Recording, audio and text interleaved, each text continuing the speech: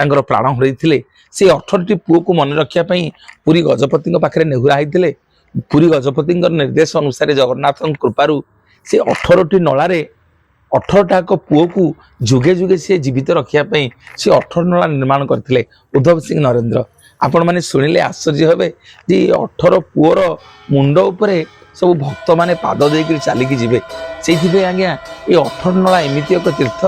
ଆପଣ ଏଇଠି ଛିଡ଼ା ହେବେ, ପୁରୀ ସହର ଯାକ ଯୁଆଡ଼େ ଯୁଆଡ଼େ ବୁଲିବେ ଆପଣ ଦେଖିବେ ଏବେ ତ ସବୁ ଘର ଦ୍ୱାର ହେଇଗଲାଣି, ଗଛପତ୍ର ସବୁ ଇଏ ଭଲ ମନ୍ଦ, କିନ୍ତୁ 18 ନଳା ଉପରେ ଛିଡ଼ା ହେଲେ ଯେନେତେନ ପ୍ରକାର ଆପଣଙ୍କୁ ନୀଳଚକ୍ର ବଡ଼ ଦେଉଳ ଦେଖାଯିବ।